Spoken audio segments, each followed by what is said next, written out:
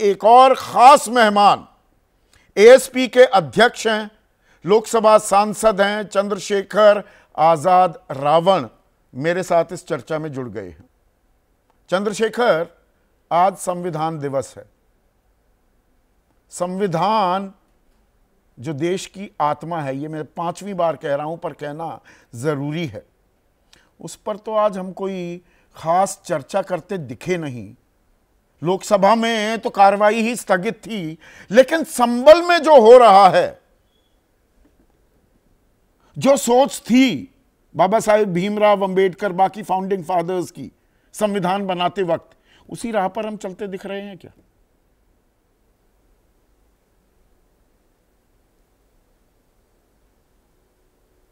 इसके लिए चौधरी साहब, जो कार्यशैली सरकार की है, जो हालात हैं, उनको अगर हम अध्ययन करेंगे तो शायद हमें अच्छी तरह जानकारी हो जाएगी कि हम संविधान के मूल्यों के साथ खड़े हैं। संविधान के बनाने के साथ जो सोच थी, जो लक्ष्य थे, उनकी तरफ बढ़ रहे हैं। तो ये आज के हालातों के साथ इसका अगर हम अध्ययन करें तो पता लग जाएगा। और अगर मेरे नज़रिए से आप जानना चाहें तो हम उससे कोसों दूर हैं जिस बात के साथ फाउंडर फादर्स ने और उनमें डॉक्टर बाबा साहब अम्बेडकर ने एक प्रयास किया था कि देश एक सूत्र में बंध के और आगे बढ़े, तरक्की करे और मुख्य धारा में हर व्यक्ति जुड़े, अंतिम व्यक्ति तक सुख सुविधा और सम्मान का जीवन पहुंचे। लेकिन अभी हम उससे कोसों दूर हैं। सिर्फ किताबें रंगीन हैं, मुंह से बहुत अच्छी अच्छी बातें सुनने को मिलती हैं, लेकिन ज़मीन पे, धरातल पे बहुत कुछ सच्चाई नहीं है। और क्योंकि मैं जमीन से जुड़ा हूं तो मैं इन सब चीजों से अवगत हूं, मुझे बहुत अच्छी तरह जानकारी है। संविधान का तकाजा है कि संभल में जो हुआ उसकी चर्चा संसद में होनी चाहिए थी, वो नहीं हो रही। वो सिर्फ सरकार की जिम्मेदारी है या विपक्ष की भी? विपक्ष भी बात बात पर तुनक मिजाजी करके बाहर निकलने, वॉकआउट करने में ज्यादा तत्परता दिखाता है। नहीं, वॉकआउट जैसा कुछ हुआ नहीं ना, मैं पार्लियामेंट में ही था। जब पार्लियामेंट में संबल को लेके हम लोगों ने आवाज उठाई तो स्पीकर साहब ने सदन स्थगित कर दिया 12 बजे तक के लिए। जब स्पीकर साहब अलाउ ही नहीं करेंगे, उनका विशेष अधिकार है स्थगित करने का, तो लोग क्या कर सकते हैं, मेंबर्स क्या कर सकते हैं? जैसे ही सदन स्टार्ट हुआ, सबसे पहले ये आवाज उठी कि संबल में जो हिंसा हुई है उसका जवाब उत्तर प्रदेश सरकार को देना चाहिए, क्योंकि उत्तर प्रदेश सरकार किसी की नहीं सुनती है। जब वो बुलडोजर से लोगों के घर गिराती है, जब उनके पुलिस के कर्मचारी इनकाउंटर करते हैं, तो किसी की नहीं सुनती है। तो माननीय सर्वोच्च न्यायालय है जो समय समय पर उनको लताड़ लगाता रहता है, उनको बताता रहता है कि आप ही सुप्रीम पावर नहीं हो। तो यहाँ हम लोग पार्लियामेंट में हैं, पार्लियामेंट में सवाल उठा के सरकार से पूछेंगे, क्योंकि जब वहाँ का अच्छा होता है तो प्रधानमंत्री कहते हैं डबल इंजन की सरकार है। तो अब डबल इंजन की सरकार में जो मुसलमानों पर जुल्म हो रहा है, जो धार्मिक गैर बराबरी को बढ़ावा दे, इसका जवाब सरकार देती, उससे पहले सदन स्थगित हो गया है। आज क्योंकि संविधान दिवस था, आपके चैनल के माध्यम से मैं संविधान दिवस की बधाई दे सकता हूं, क्योंकि बाकी तो कुछ है नहीं, उस मूल्य के साथ तो हम खड़े नहीं। पर उत्तर प्रदेश सरकार में मंत्री नितिन अग्रवाल कह रहे हैं कि ये तो अब एक नया कहानी में ट्विस्ट भी आ गया है कि ये तो तुर्क बनाम पठान, कि जियाउर रहमान बर्क वो तुर्क हैं और सुहेल इकबाल वो पठान है। ये तो राजनीतिक वर्चस्व की लड़ाई है, उसमें जुतम पैजार हो गई, मुसलमान में घमासान था और दंगा हो गया। ठीक है, तो इसका अच्छा उपाय ये है कि जब हम जैसे लोग वहां जाएंगे, मैं तो कल जाने का प्रयास कर रहा था, 4-6 घंटे जूझता रहा, लेकिन लॉ एंड ऑर्डर की बात करके, वहाँ के जो है सिचुएशन ऐसी नहीं है, सब चीज़ें करके, और क्योंकि हम लोग जिम्मेदार हैं, कोई वो पर्यटन नहीं था, तो मैंने अपनी गंभीरता को समझा, अधिकारियों से बात करी, मैं वापस लौटा। मैंने उनसे कहा जब माहौल सामान्य होता बता देना। तो मैं तो इसका रास्ता ये मानता हूँ कि जो भी मंत्री कुछ कह रहा है, तो जहाँ हम लोग वहाँ जाएँ और पीड़ितों से भी मिलें, जिनके बच्चों की जान चली गई है, वहाँ के जो जिम्मेदार लोग हैं उनसे मिलें, पुलिस के कर्मचारियों से मिलें, अधिकारियों से भी जो हमारे मन में सवाल हैं, जनता के सवाल उनको पूछें। जब हमें वहाँ की हालात ही नहीं पता होगी, वहाँ की सिचुएशन ही नहीं पता होगी, वहाँ जो हुआ है वो हमें पता है, तो कैसे हम फैसला कर लेंगे? तो सरकार को ज़्यादा अंदर तक पता हो सकता है, क्योंकि सरकार की इंटेलिजेंस बहुत वो है। इतने लोग इकट्ठे हो जाते हैं, LIU फेलियर हो जाता है, IB फेलियर हो जाता है, एडमिनिस्ट्रेशन को पता नहीं होता है, तो ये सब चीज़ तो सरकार को ही पता होगा। और इसके लिए बहुत अच्छी बात यह है चौधरी साहब, अगर इसकी सुप्रीम कोर्ट की निगरानी में जांच हो जाए, मैं कह रहा हूं सरकार अपनी जगह सही है, ठीक है, न्यायिक जांच की बात तो सरकार कर रही है, लेकिन आप न्यायिक जांच के बजाय सुप्रीम कोर्ट मॉनिटर इंक्वायरी करवाना चाहेंगे। आपका पक्ष ये है? CBI की जांच, यस, यस, कोई मतलब नहीं है न्यायिक जांच का। अब ये हमारे एसडीएम साहब का ऑर्डर है जिसमें 19 तारीख को जो है पिटीशन दाखिल होती है, सिंगल पार्टी ऑर्डर हो जाता है, सर्वे टीम बन जाती है, सर्वे जाके करने लगे। इतना त्वरित काम, ये इतनी जल्दबाजी क्या सवालों के घेरे में आ जाती है? ऐसी जल्दबाजी क्यों की गई चंद्रशेखर?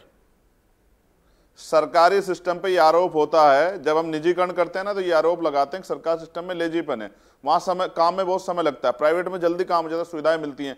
लेकिन यहां तो सरकार सिस्टम जो है बुलेट ट्रेन से तेज चल रहा था कि पिटीशन दाखिल होती है, जो दूसरी पार्टी है उसको सुनने का, उसके पक्ष जानने का कोई मौका नहीं दिया जाता और तत्काल जो है ऑर्डर हो जाते हैं। और उसके बाद ये संयोग ही था कि ये ऑर्डर 19 तारीख को आता है, 20 तारीख को 9 सीटों पर विधानसभा के उपचुनाव होने थे, 19 की दोपहर में 3:30 बजे ये आदेश आता है, एक्स पार्टी आदेश। 6:15 बजे तक कोर्ट कमिश्नर, डीएम, एसपी सब मौके पर पहुंचकर सर्वे भी शुरू कर देते हैं।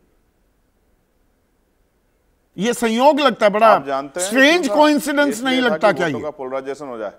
नहीं, संयोग नहीं है, नहीं संदीप साहब, ये संयोग नहीं, प्रयोग है। ये प्रयोग है भारतीय जनता पार्टी का। और जब उन्होंने किया तो मैं मुस्लिम समाज को वहां समझदारी के लिए धन्यवाद दूंगा कि उन्होंने समझदारी दिखाई और कहा भाई कर लो सर्वे, कोई दिक्कत नहीं। लेकिन इससे बात नहीं बनी।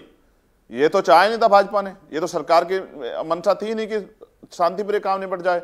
ज्ञान व्यापी में सर्वे हुआ, अयोध्या का फैसला कुछ भी नहीं हुआ, पत्ता भी नहीं हिला। तो 24 को क्यों हो गया? कोर्ट का ऑर्डर हम लोग मानते हैं। अगर एक बार तो देखिए ना, नहीं एक बार अगर सामान्य साधारण तरीके से, शांतिपूर्ण तरीके से काम मुकम्मल हो गया तो 24 को कैसे हो गया दंगा? ये अपने आप में सवाल नहीं है क्या फिर? तो आप समझिए ना कि क्यों नहीं हुआ दंगा। सवाल तो ये था सरकार के सामने, मुसलमान शांत कैसे हो गए? धार्मिक इश्यू था, उनको भड़कना था, उनको आवाज उठानी थी, जिससे का फायदा भाजपा ले सकती थी। 23 तारीख में जो रिजल्ट आए हैं, आप इसकी तरफ ध्यान करो ना। 20 तारीख को जो लूट हुई है वोटों की, चाहे कुंदरकी में हुई हो, चाहे मीरापुर में हुई हो, चाहे गाजियाबाद में हुई हो या कहीं और हुई हो, ये जो लूट हुई है, डकैती जो हुई है ना, कि पुलिस बैरिकेडिंग लगा के पुलिस आईडी चेक करेगी, इलेक्शन कमीशन के आदेश का कोई पालन नहीं होगा, बंदूकें लहराई जाएंगी, रिवॉल्वर लहराई जाएंगी और लाठियां बजेंगी, पर्ची छीन ली जाएगी। उसके कार्यकर्ताओं ने ये दंगे को अंजाम दे दिया, यही तो बीजेपी कह रही है। एक घटना को छिपाने के लिए, ये नेचुरल नियम है, एक झूठ को छिपाने के लिए 100 झूठ बोलने पड़ते हैं। तो सच ये है, 23 तारीख पर चर्चा ना हो, जो वोट की लूट से जो जीते हैं उस पर चर्चा ना हो, इसलिए 24 को फिर से प्लान किया गया कि माहौल खराब हो। और माहौल खराब करने में जितना योगदान कर सकते थे अधिकारी, उन्होंने बढ़ चढ़ के योगदान किया। हमने देखा नहीं कि अब चुनाव में ये अधिकारी तो करवा रहे थे, जो लाठी लेके खड़े थे, महिलाओं पे, पुरुषों पे लाठी बजा, 4-4 बार लोग आ रहे थे हाथ जोड़ के वोट डालने। जब आप संबल कौन देगा? आखिरी सवाल चंद्रशेखर, पर्व मना रहे हो आप लोग, संबल कौन देगा? संबल को अब तो अभी तो हम लोग जिंदा हैं, चोर साहब, मरे थोड़ा। वो गोली हम लोगों के बीच से नहीं निकली है, वो गोली कैफ को लगी, वो गोली और साथियों को लगी। लेकिन अभी हम लोग जिंदा हैं। जो लोग न्याय की बात करेंगे, संविधान की बात करेंगे, हम जा तो रहे थे, लेकिन हमने फिर भी अपनी जिम्मेदारी को माना और कहा कि भाई ठीक है, आप कह रहे हैं माहौल ठीक नहीं, लेकिन मैंने आप वहां के डीआईजी और कमिश्नर से कहा कि जिनके बच्चों की जान गई है, इनका मुकदमा दर्ज करो और जिसका नाम वो ले रहे हैं उस पर मुकदमा दर्ज करो, कार्रवाई करो, उसकी गिरफ्तारी करो। जो लोग वहां नारे लगा के जा रहे थे उन पर कार्रवाई करो। उन्होंने माहौल को बिगाड़ने का काम किया। और ये जो तमाम जांच है, इसके एविडेंस इकट्ठा करो आप लोग। उनके जो पोस्टमार्टम हुआ है उसके वीडियो रिकॉर्डिंग अपने पास रखो, आपके ऊपर कोई सवाल ना आए। लेकिन अगर सरकार ये सोच बैठे कोई आवाज नहीं उठा के, तो ऐसा नहीं आया, ऐसा समय नहीं। अभी संविधान के रखवाले हैं, ये गलतफहमी सत्ता अपने मन में बना रखे, हर चीज का हिसाब लिया जाएगा। कल सेशन चलेगा, सबसे पहले संबल पे बात होगी। और सेशन, अगर मैं फिर कह रहा हूं, हम मान्यवर काशीराम साहब को मानने वाले लोग हैं, अगर संसद नहीं सुनेगी तो सड़क सुनेगी। हम सड़कें सुनी रखने देंगे जिस तरह की हिंसा हो रही है। और ये आजाद भारत और हम संविधान का पर्व मना रहे हैं, संविधान दिवस।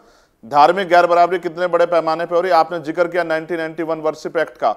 जब वर्शिप एक्ट कहता है तो फिर लगातार हर, और ये तो आरएसएस प्रमुख कह रहे हैं कि भाई हर मस्जिद के अंदर के नीचे शिवलिंग मत ढूंढो। लेकिन ये क्यों हो रहा है? इससे पहले अगर ढूंढना चाहोगे तो फिर ये बौद्ध मत ढूंढने लग जाएंगे। तो ये आप संसद ही नहीं, सड़क पर भी इस मुद्दे को उठाने वाले हैं।